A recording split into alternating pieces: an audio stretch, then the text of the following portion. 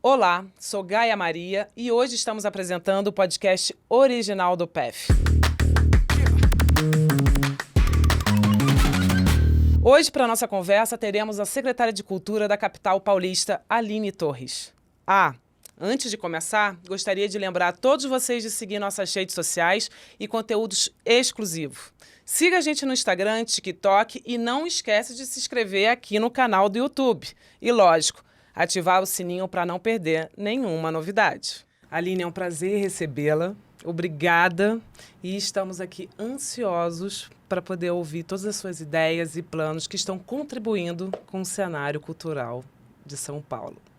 Primeiro, eu que agradeço o super convite de estar aqui, de conhecer não só o festival, mas esse projeto incrível, né, que vocês estão fazendo há tanto tempo aí, várias edições, que eu acho que tem tudo a ver com o que a gente tem feito aqui na Secretaria de Cultura da cidade. Agora eu estou em transição, acabei de sair, mas feliz com tudo que a gente está entregando de política pública de cultura para a cidade também.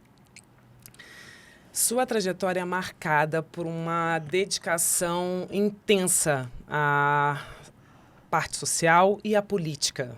Gostaríamos de ouvir um pouco sobre a sua trajetória e sua história. Não, legal. É sempre difícil, né? Começar a contar de trajetória. É difícil a gente falar de si próprio, né? Mas eu acho que eu construí uma trajetória um pouco improvável, assim, né? Colocando das referências de onde eu vim, da estrutura familiar, da estrutura social, família pobre, sem formação, com todas as carências possíveis que a periferia nos impõe. Eu consegui fazer faculdade, consegui me formar, entrei ali dentro de uma relação partidária. Eu fui de juventude de executiva de juventude de partido, fui do PSDB, 17 anos da minha vida. Jovem é bom por quê? Porque jovem briga, jovem dá trabalho. E eu tive a sorte de poder ser essa jovem também, de viver isso, né? Mas, ao mesmo tempo, entender o quanto a política pública, ela é a real... É o lugar onde a gente realmente impacta a vida das pessoas, né? Os parlamentares, os eleitos, os executivos ali da administração pública são as pessoas que estão ditando a regra. Então, quando você pensa em São Paulo, que é uma cidade de 12 milhões de habitantes, e aí você consegue imaginar que você tem ali uma pessoa que consegue definir o que é política pública de cultura para esses 12 milhões, São Paulo é um país, com vários países dentro de São Paulo. A gente tem diversas realidades diferentes dentro de uma única cidade.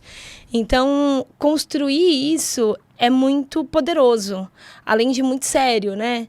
Além de muito sério, porque você tem pessoas ali, cada uma com uma cultura diferente, com um objetivo diferente, querendo uma coisa diferente. E aí, para unir tudo isso num lugar só, dentro de uma única política pública, é muito complexo. Então, a gente decidiu definir eixos na Secretaria de Cultura, que é muito entendendo o que eu achei ali, o que era o que a sociedade precisava naquele momento. E não é de um achismo, é da escuta. A gente começou a ouvir as pessoas, ouvir a sociedade, entender que era aquilo que precisava nesse momento e definir os melhores caminhos. E faz toda a diferença quando a gente olha para o outro, né? E as suas necessidades. Que histórias são essas que estão por trás de cada pessoa dessa, né? E eu acho que isso faz toda a diferença na hora de buscar possibilidades e formas de fazer um trabalho que gere impacto social, de fato. Acho que é isso. Bom, aproveitando a fala da diversidade cultural que nós temos, e São Paulo é riquíssimo quanto à diversidade, eu gostaria de entender um pouco mais sobre a sua visão quanto à importância da potência, ou melhor, da potencialização quanto à diversidade e à descentralização cultural no Estado. Não, a descentralização é eu falo que é uma das coisas mais potentes, Gaia, que a gente conseguiu fazer. Porque você pensa que, assim, a gente fez macro-eventos descentralizados. Mas ela não é só a descentralização nos grandes eventos. Ela está no detalhe. Que é, por exemplo, hoje a Secretaria de Cultura, ela tem mais de 170 equipamentos culturais espalhados na cidade. 19 casas de cultura, 12 centros culturais, teatros, bibliotecas, Rede da Hora, EMIA, tarará. Tem um monte de coisa. Mesmo assim, não é o suficiente, porque tem lugar na cidade sociedade que não tem. E mesmo assim, por não chegar para todo mundo, por não ter para todo mundo, não são todos os artistas que têm acesso àquilo ali, né? O artista periférico, o artista do território. Então a gente começou a potencializar esses espaços da periferia para que esses artistas também tenham palco.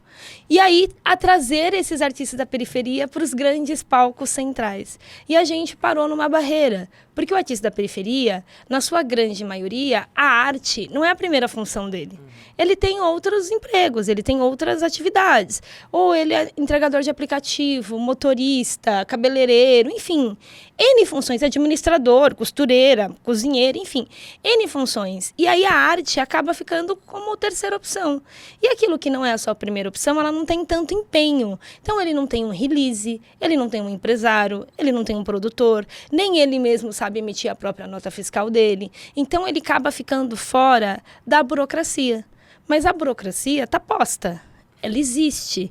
Então, o que a gente precisa fazer? Maneiras para que esse artista consiga participar dessa burocracia.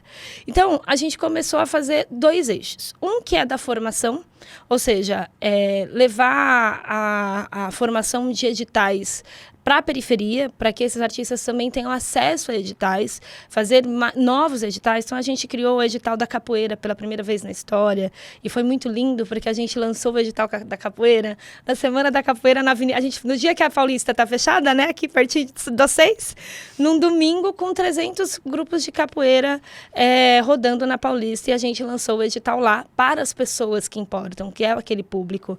A gente fez editais do samba, enfim, pensando nisso. Só que aí a gente não divulga só nas redes sociais da prefeitura e da secretaria. A gente pede para os coletivos, para os grupos da periferia, para que eles mesmos divulguem entre eles, e a gente leva a formação lá também. Então isso também é uma maneira de descentralização do acesso.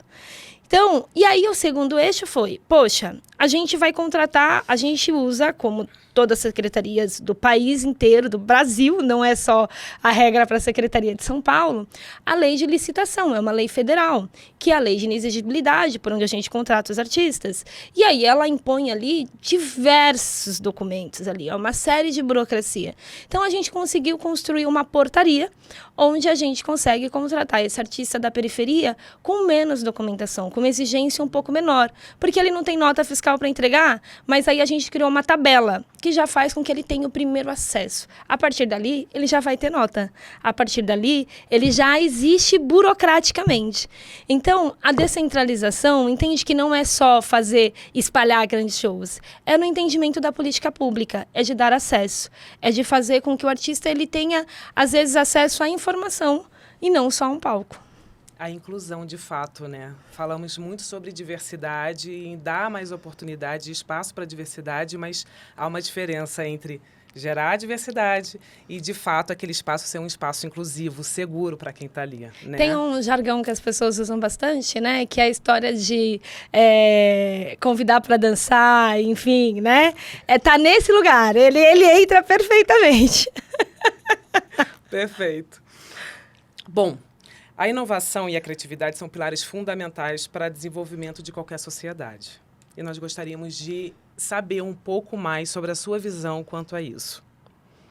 Acho que quando a gente fala de cultura, na potência que ela virou hoje mundialmente, a gente diz que ela está dentro do eixo da economia criativa, né, do país.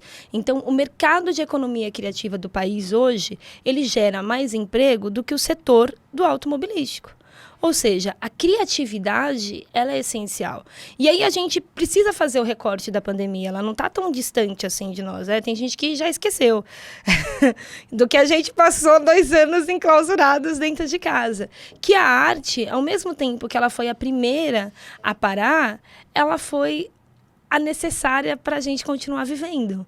Então, a criatividade do ser humano para conseguir fazer as lives, para conseguir se reinventar, do artista se reinventar e a criatividade de reinventar outras funções e outros fazeres é o que faz com que seja a grande sacada, né?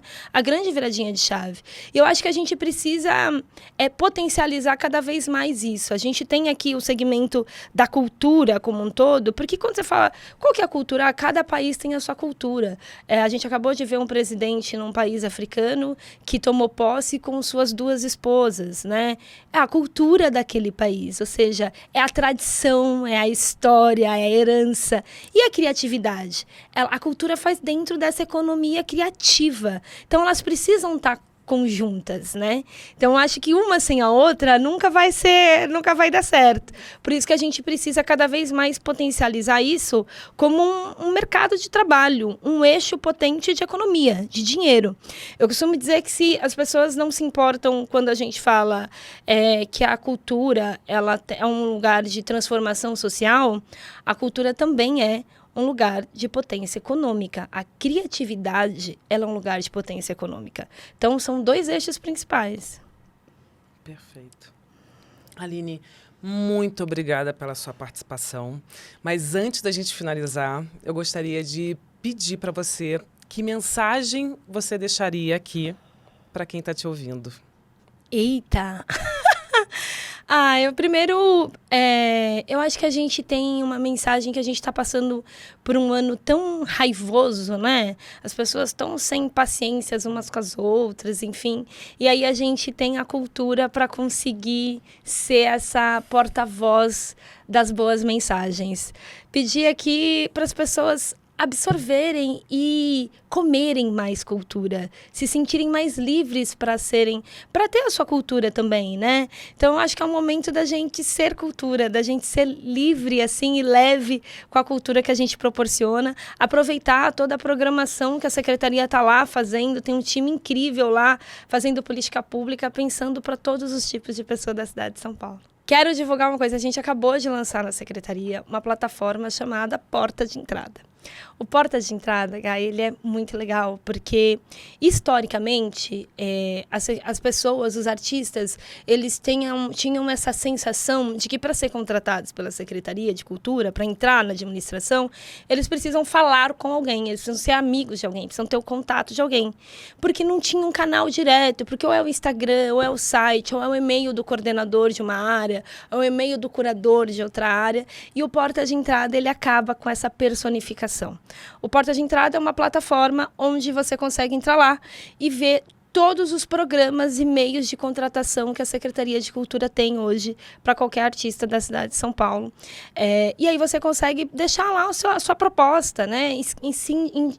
Indicar aonde você quer ser contratado. Se você quer ir para uma casa de cultura, um centro cultural, uma programação especial, enfim, Jornada do Patrimônio, que é o que está aberto agora, ou outros editais, ali é o grande lugar. Além de, na mesma e na única plataforma, a gente fazer uma linha de desburocratização, porque todo o nosso eixo de contratação agora está numa única plataforma, o que antes eram em 2 sites separados.